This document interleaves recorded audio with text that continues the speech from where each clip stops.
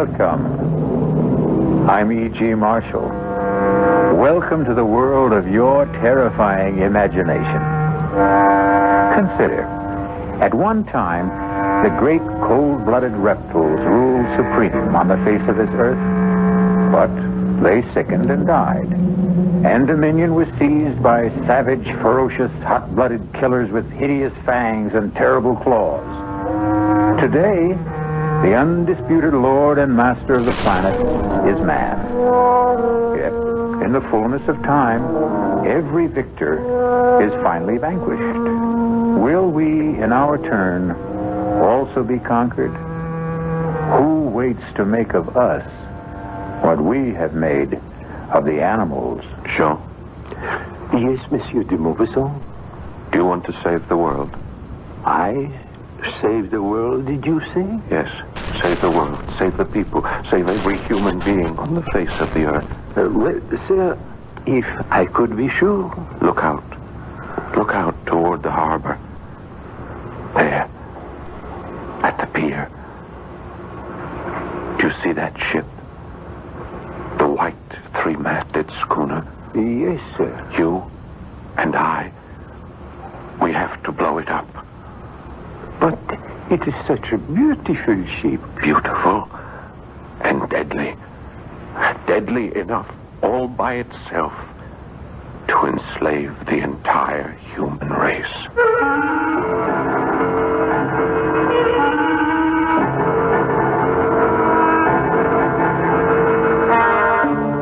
Our mystery drama, The Horla, was especially adapted from a story by Guy de Maupassant for the Mystery Theater by Sam Dan, and stars Paul Hecht.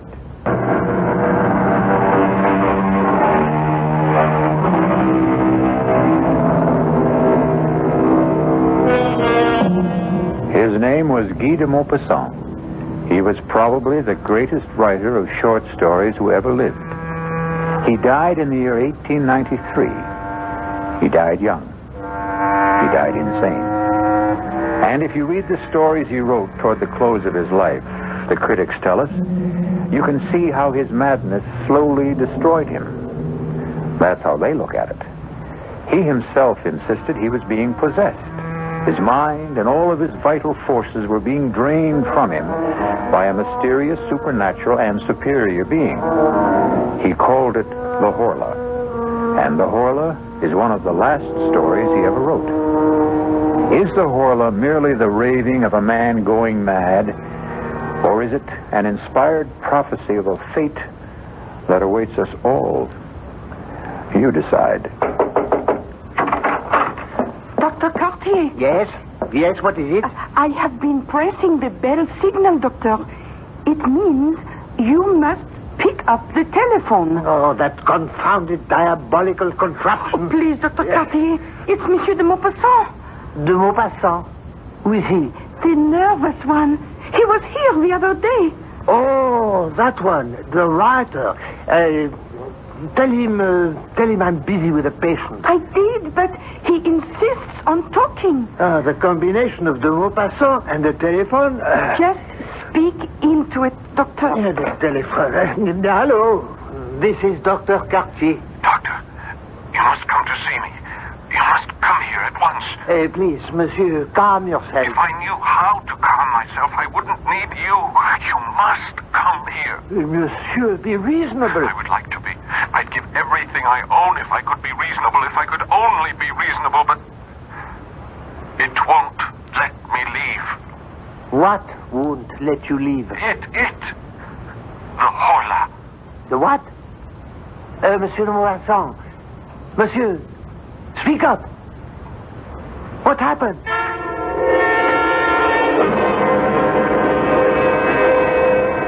You may put on your shirt, Monsieur de Maupassant. Ah, a lovely place you have here. Breathtaking view of the harbor. What's wrong with me, Doctor?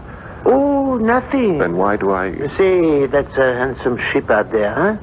That sparkling white three-masted schooner. Something must be wrong. Where's she from, I wonder? Oh, Brazil, I think.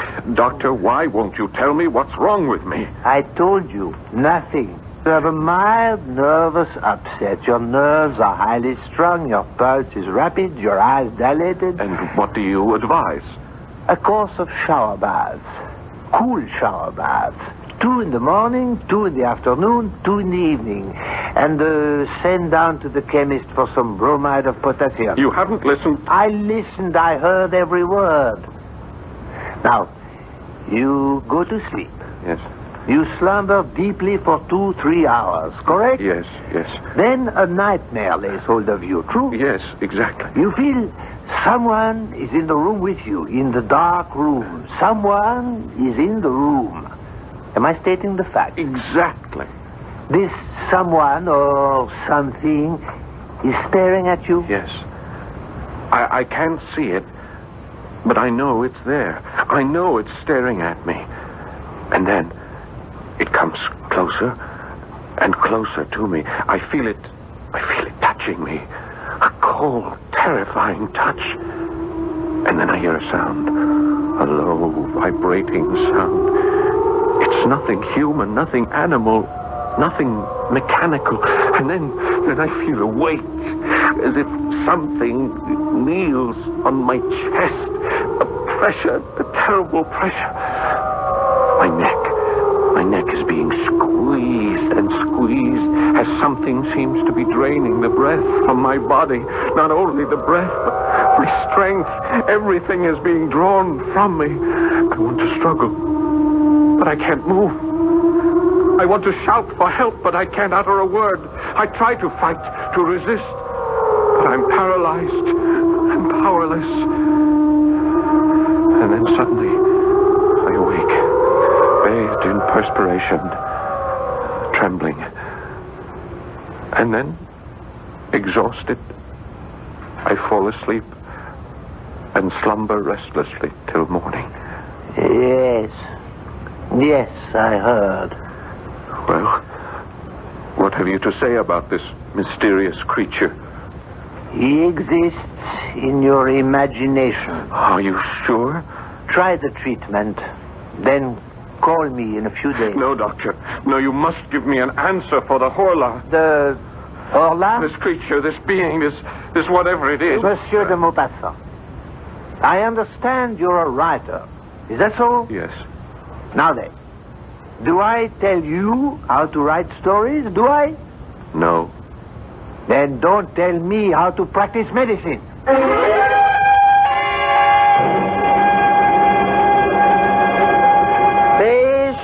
Fresh fish, fresh mullet, mackerel, bass, plunder, fresh and sweet as a faithful wife. Good morning, Madame Bossard. Oh, it's you, Monsieur de Maupassant. I hear you have been ill. It's because you have not been eating enough fish. I instructed my cook to buy some for dinner. Oh, yes, she has been here. Monsieur, you promised to put me in a story. Well, perhaps I will. Tell me, Madame Bossard, have any interesting new ships come in? Now that is a good question. Yes, it is. And I would say it's not what comes in that's interesting. It's what's not going out. If you get my drift, monsieur. No, I'm afraid I don't understand. The Brazilian. The Brazilian? The white three-master schooner at the end of the pier. You see? Oh, yes. Well, what about her? Oh, monsieur, she has been tied up here for 3 weeks. So? She hasn't unloaded a stick of cargo. Well, perhaps she's put in for repairs. She has not replaced so much as a rope. Supplies? Food, water? Listen, Monsieur de Maupassant. No one is allowed to go aboard her. Her crew has not been given so much as 10 minutes of liberty. Strange, no? Every few days, her captain comes down to the dock to buy fresh fish, meat, some fruits. And that's all we ever see of them. What does the captain say? Not a word. He's a huge, surly ape of a fellow. He points to what he wants and pays. Comes in without a hello and leaves without a goodbye. Well, we seem to have a mystery. What is the name of the ship? The Horla. The what? The Horla. The Horla? But that's... What is it, monsieur? The Horla. I thought... Yes? I thought I had just made it up. Monsieur, what are you saying? Are you sure? Are you positive that that's the name? The Horla? Well, walk down the pier. You'll see it. It's printed on the bow. Yes, I think I will. Good day, Madame Bossard. Good day, monsieur.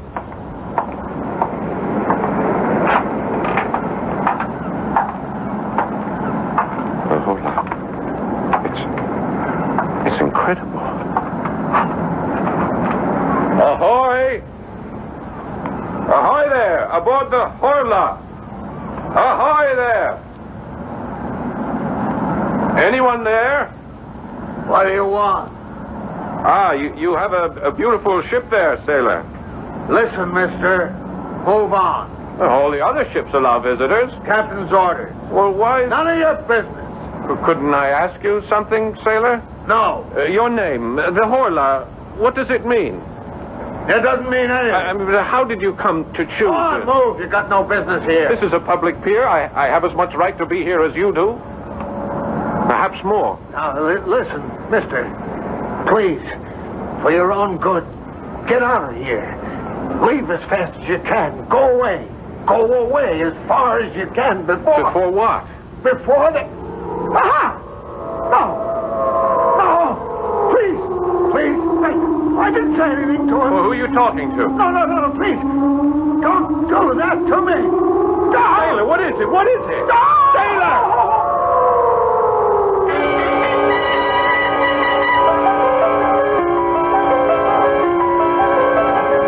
Monsieur de Maupassant.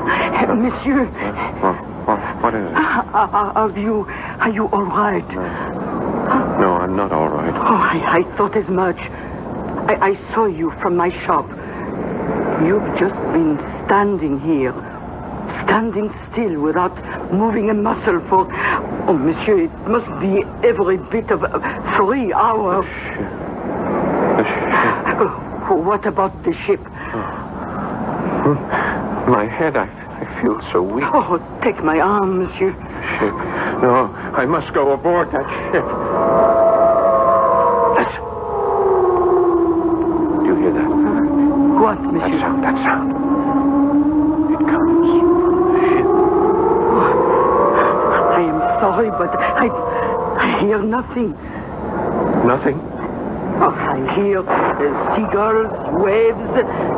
Oh, and now, come, monsieur, it's thunder, a storm. I must go aboard that ship. But they won't let you. The ship. Oh, come quickly, monsieur. You'll catch your death. The ship. The ship. Oh, hurry, monsieur. How did I know? Answer me that. How did I know? How did you know what? The name of the ship. How did I know that name? The Horla.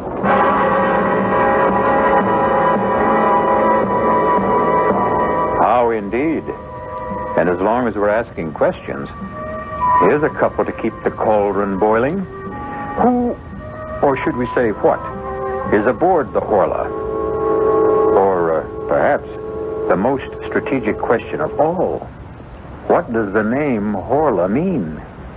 I'll be back shortly with Act 2.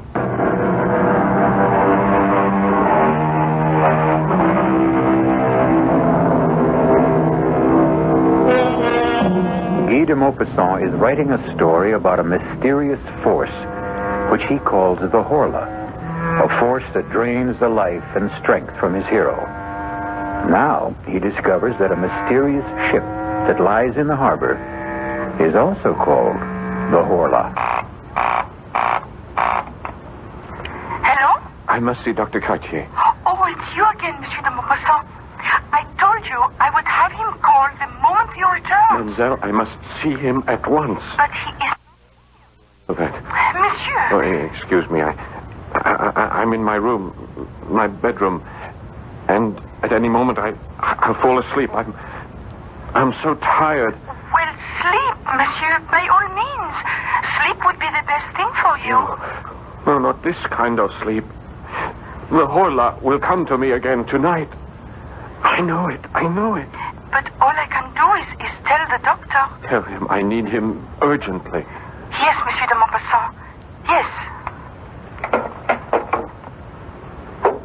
Who's there? Who is that? Who's there? Oh. Monsieur de Maupassant? Oh, it's you, Jean-Baptiste. And who else might it be? Please come in. My lady's finished in the kitchen, and I'm finished, too, with the paint job. Just in time, just before dark. Oh, you didn't have to hurry. Well, get it over with. That's my motto. You thought your house was white before? You should see it now. Please, Jean, sit down. Yes, monsieur. Jean, I have a job for you. Doing what? Doing just what you're doing now. But I'm not doing anything. Oh, yes. Yes, you are. You're sitting there. That's the job? That's the job. And I'm just supposed to sit here? Well, you could talk to me. About what? About anything that comes into your head. You may also have to serve as my bodyguard. Bodyguard? Someone may try to break in while I'm asleep. I'm your man. I served H in the Chasseurs d'Afrique. The tourist outfit in the army. Oh, that's so. Well, tell me about it. Well, we were the only ones who could hold the ground at Sedan. And, are you really interested? Oh, yes, please. Tell me everything. Tell me the story of your life.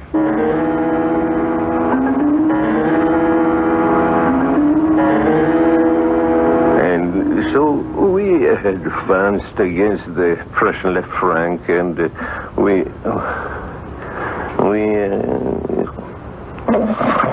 Jean, go on, Jean. Don't stop. Talk to me. If you fall asleep, I'll fall asleep. Jean, please talk to me. Don't let me sleep. Oh, I'm so tired, but don't let me sleep. Don't let me fall.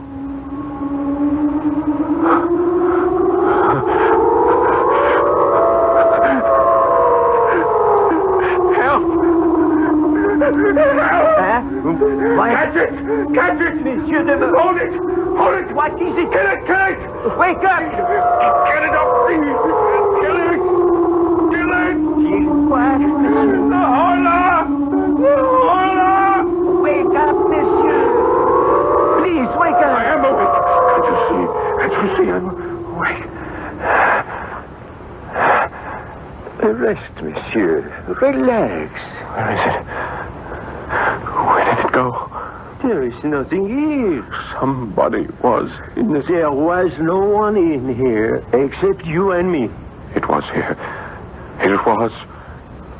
Impossible, monsieur. It's impossible. You didn't hear it? That terrible sound? Monsieur de Maupassant, I heard nothing. I saw nothing. There was nothing. Oh, no. No, you're wrong. It was here. The window? As you can see, still locked from the inside. The door still barred. From the inside. Nothing human could have gotten in or out. Who says it's human? Are you saying that something less than human may be coming in and out of here at night? It may be more than human. In that case, monsieur, I resign from the job. No, Jean. I'll raise the pay. You cannot raise it high enough. There isn't that much money in the whole of the world.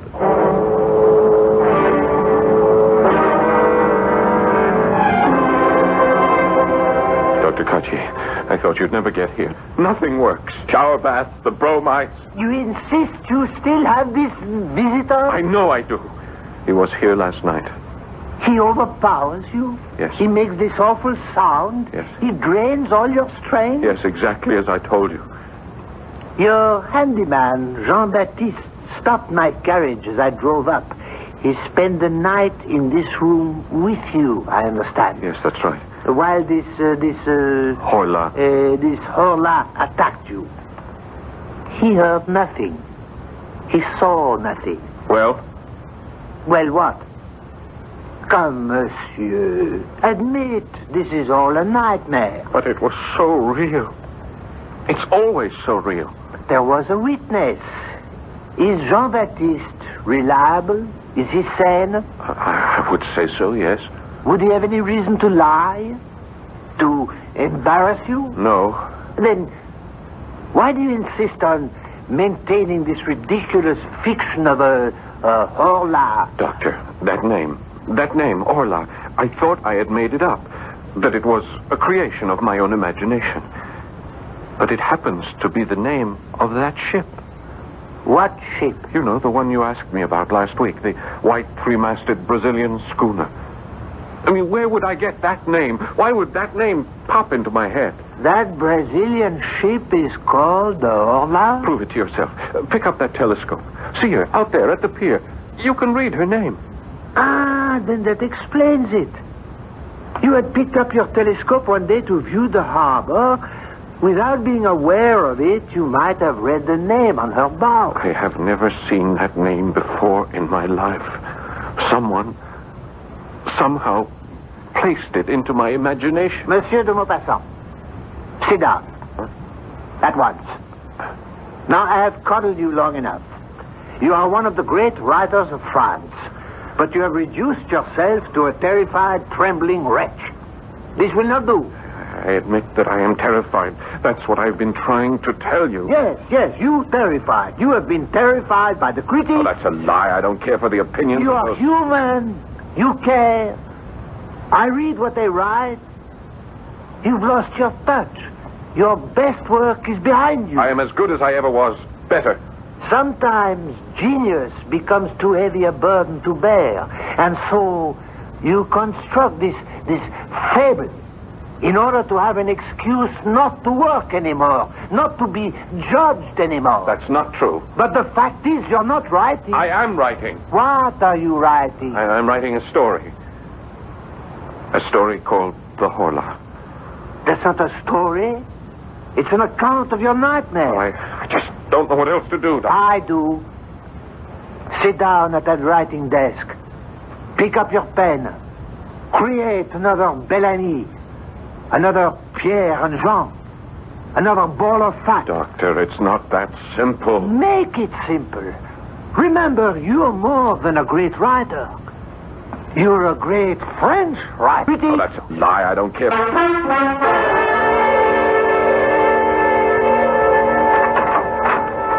May I come in, monsieur? Oh, Jean-Baptiste, yes, of course. I see your honor is working. That's good. That's good. Yes, I feel wonderful this afternoon. The old lady wants to know if you'd like to come down for tea. Oh, no, I'm in the middle of things here. I'll work through till supper. Well, I didn't mean to interrupt. I just brought you the paper from Paris. Thank you. Well, I'll see you later. I've got to put in the chrysanthemums. The old lady... Jean, listen. What is it, monsieur? You tell me. I can't tell you nothing. You don't hear anything? What? What am I supposed to hear? Just listen, Jean, listen. You're having that problem. The one you had last night. Yes, I'm afraid so. Well, you'd better see the doctor. I've just seen the doctor. Jean, please, would you mind sitting here with me? I don't mind as long as it's the daytime. I just can't work anymore. I don't think I'll be able to concentrate. Well, why don't you take a little nap? No, I don't want to sleep.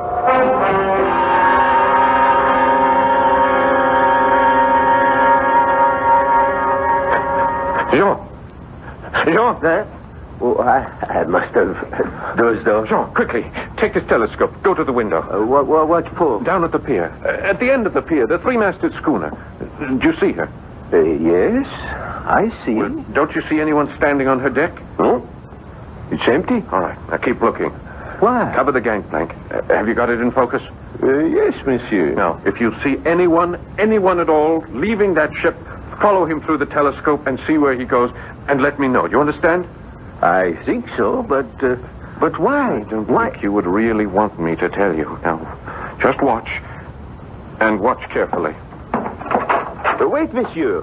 Where are you going? I'm going to see Dr. Cartier. But how will I be able to tell you if anybody... Well, just call me on the telephone. The telephone? There's nothing to it. You just pick up the receiver, turn the handle, and ask the operator for Dr. Cartier. See here, de Maupassant. You simply can't barge into my surgery. I can if it's an emergency. I thought we had settled your problem this morning. Look, there is an article in the Paris newspaper, and I want to read it to you. I refuse to listen to anything that's in a Parisian paper. They're all filthy rags. Oh, come on, just listen to this article. I listen to nothing from Paris. It's a sewer of anarchy and atheism. This won't take a minute. Perhaps if you spent less time reading Parisian papers... Doctor, this time you sit down and listen. Now, the date is August the 19th. A curious piece of news comes to us from Rio de Janeiro. That's in Brazil. Yeah, I know that's in Brazil. Madness, an epidemic of madness, like that contagious madness which attacked Europe in the Middle Ages, is now raging in the province of São Paulo. The terrified inhabitants are leaving their houses. They say they're being pursued and possessed. Now, these are not my words, Doctor. I quote from this article. Typical Parisian exaggeration. They only copied the story that arrived on the wire from Brazil. The people are quoted as saying that they are pursued and possessed, dominated as if they were human cattle by invisible, though tangible beings, like so many vampires which feed on their life while they're asleep. Now, what do you say, Doctor? South Americans are basically Spaniards. They're highly romantic, unstable people. To continue, if I may, Professor Don Pedro Enriquez and several other medical experts have gone into the province to study this madness. Brazil. Doctor, Brazil. The ship that you noticed in the harbor, she comes from Brazil. What of it? I say she brings this madness here with her. She has been tied up here the better part of a month. No one leaves her, no one visits her. She makes no repairs. She takes on no cargo. Now stop fighting me. Think with me. Why is she here? What do you expect me to say? She is here to spread that madness, to capture our souls. Very well. I'll stop fighting you. Good. I'll start to think with you. Assume she is here on the errand you mentioned. Yes. Then why is there no panic in the town, as there was in Brazil? Well, perhaps the conditions aren't the same here. So far, again, for the sake of argument, only you have been attacked. Why? Why you? Perhaps this Horla, perhaps it's selective. Perhaps only I have what it wants.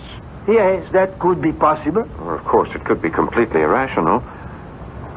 When I saw that ship sailing up the Seine, I thought she looked so pretty, so white.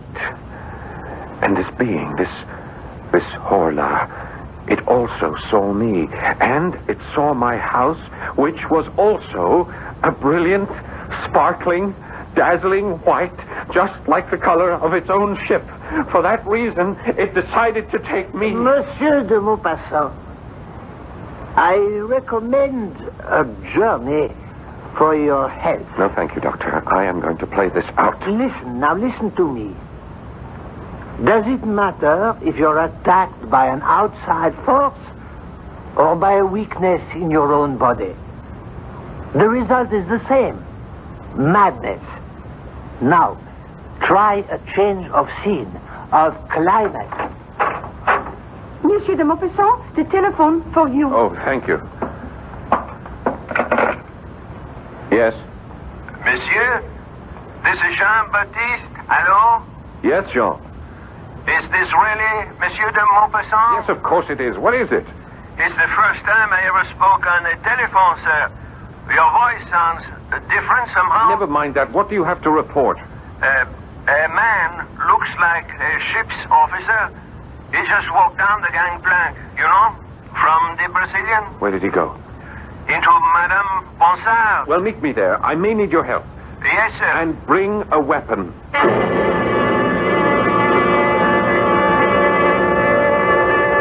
Well, will the man of letters become the man of action? And how ironic it is that the epic struggle for the mind and the soul of not just one man, but perhaps all men, may take place in the small, crowded stall of a provincial fishmonger. I shall return shortly with Act 3. A beautiful white sailing ship is docked in the harbor near the mouth of the Seine River. And a famous French writer claims she carries aboard her a mysterious force that intends to destroy the world. Only He can't be sure, and neither can we. Is this just a story he is writing, or a nightmare he is living?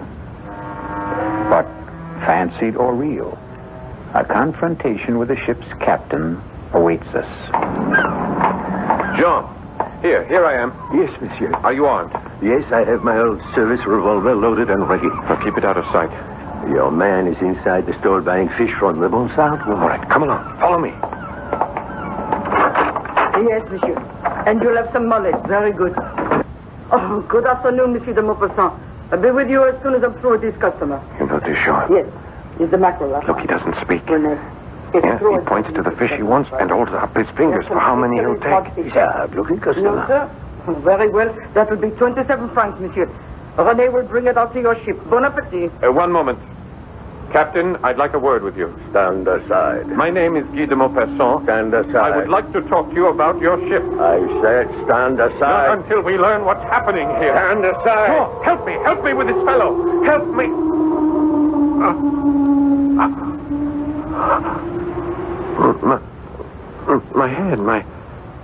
My head. What's the matter, monsieur? René, get Monsieur de Maupassant a glass of wine. Jean, why didn't you help me? Help you to do what, monsieur? To detain that man, to hold him here. But you didn't say anything. I kept waiting. I called on you for help. When? Just now. Madame Bonson, didn't you hear me? Oh, I didn't hear anything. But you saw me struggle with him. No, monsieur. I asked him to stop. I said I wanted to have a word with him, and then he pushed me away. I tried to hold him. I called on you for help. Oh, no. No.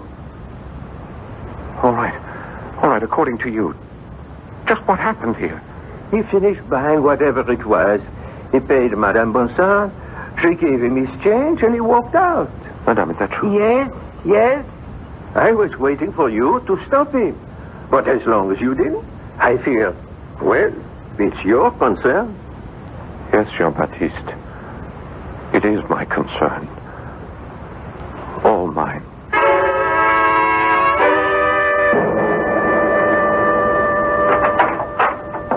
Good evening, de Maupassant. I didn't send for you, Doctor. No, you didn't. But I received a visit from your handyman and the Bonsard woman. They fear for your sanity. I can't fault them in that regard. I fear for it, too. I want to help you. What can you do? I tell you the problem, and you dismiss it as an aberration. Give it up. Give me up, Doctor. I can't. Surely you've lost a patient or two in your career, Doctor. Oh, yes. Well, then this should be no novelty. Why do you persist? Are you that fond of me? No. Actually, I dislike you heartily. Your ideas, your politics. But I am first a Frenchman and a patriot. Your writing brings honor to our country. You are one of our national resources. I must save you. How far would you be willing to go? I still don't know the problem. I told you the problem. I read you the dispatch from the Paris newspaper. Very well. This thing, this Horla, why does it attack? Why? Perhaps the reign of man on this earth is over. Oh, what kind of nonsense is that? We'll get nowhere if you keep saying nonsense to me every time I open my mouth.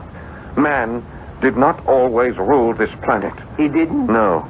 We are but one of a series of rulers, according to evolution. Oh, evolution? What do you say, oh, do you quarrel with Darwin? Why, is it too much to suppose that we, in our turn, are being supplanted? By whom? It doesn't have to be a whom. It could also be a what. What kind of a what? A Horla. And we are back where we started. Yes. A Horla. I would accept a vampire, a physical, tangible, visible creature, but your Horla cannot be seen. That's true. Then how can he do damage? He can seize control of the brain. Never. The brain is inside the skull. It is safe. It cannot be tampered with. The Horla has always tampered with it. Primitive man feared him, this unknown, unseen horror. The priests, magicians through the centuries have tried in vain to exorcise him. Yet he has stolen into our minds, captured our thoughts.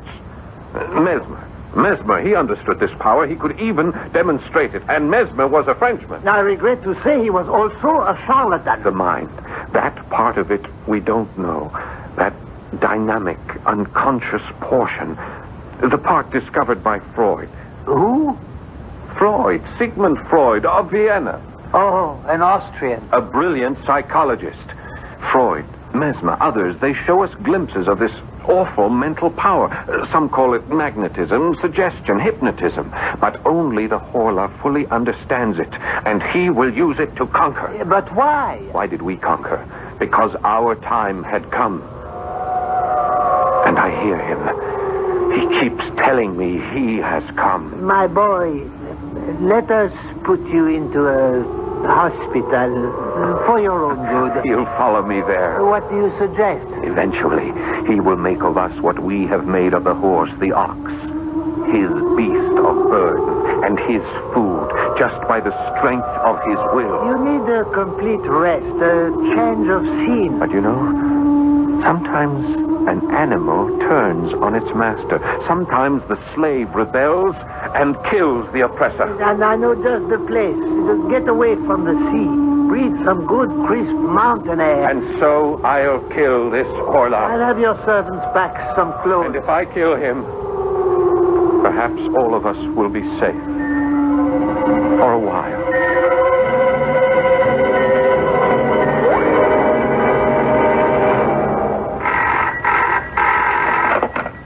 Hello?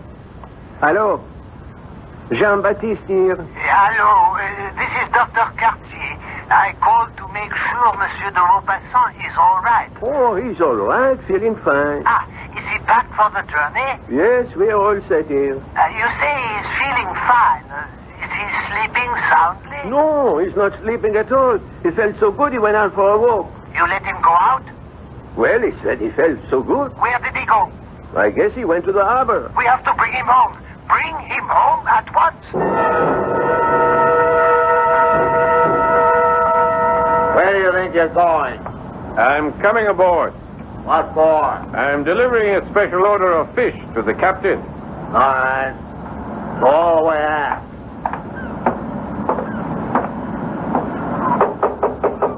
What is it? What are you doing here? What are you doing here, Captain? What is your ship doing in this harbor? I'll have you thrown overboard. I'll keep coming back. Why are you here? Why? You know. You know why. Tell me. You know everything there is to tell.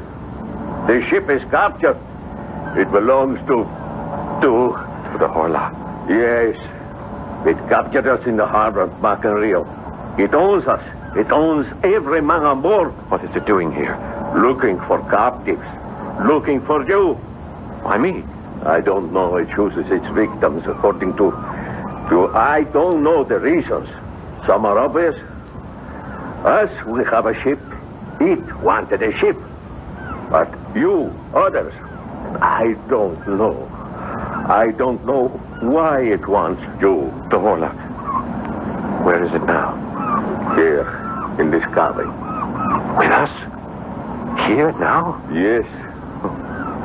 What's it doing? Sometimes, like now, it sleeps. Other times... You better leave now while you can. No, Captain, let's fight it. You cannot fight it. Let's kill it. You can't kill it. Kill it, and then we'll all be free. But how can we kill it? It's in here. It's asleep in here. Yes? Lock the door. Lock the door and destroy the ship. Destroy the ship? Burn it. I can't burn it. It's my ship. Not anymore. It belongs to the Horla. You belong to the Horla. I belong to the Horla. Let's be free. I cannot let you do it. I'm afraid. Let go. No. Let go. Let go. The floor. You knocked over the lamp. The floor is Look the out. highest. Let's get out of here. We'll be burned to death.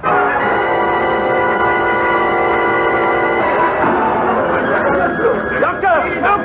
The ship. It's on fire. Fire. Fire. Fire. The Maupassant is aboard her. Come on. Guy. Where are you? Monsieur de Maupassant. Where are you? She's going to blow up. The whole ship is going up.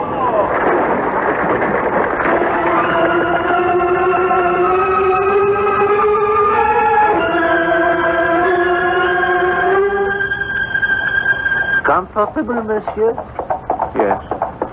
This is such a pleasant, restful ride. We will be at the sanitarium in time for dinner. You won't regret it. You had a narrow escape last night. Yes. Yes, I know. Why did you go aboard that ship? Why? Yes, why? I told you. To strike a blow for freedom. To overthrow the slave master.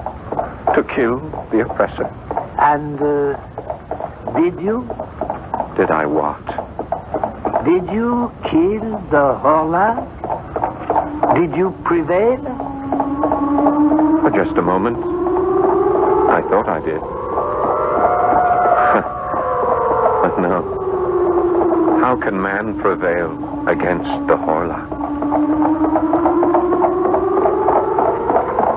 They say de Maupassant lost his mind. They also say those whom the gods would destroy, they first make mad. Are there new gods? As we are absolute monarchs over the willing horse, the faithful dog, will someone soon force us to yield spirit, soul, and body to him? I'll be back shortly.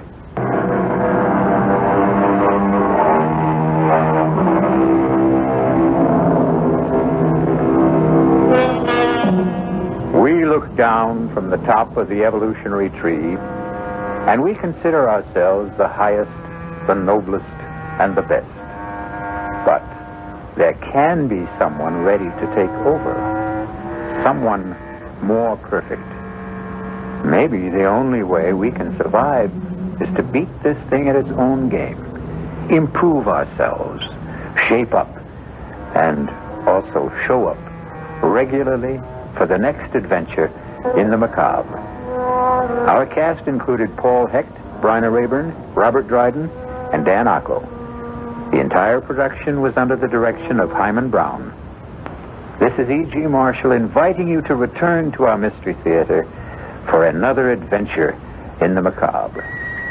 Until next time, pleasant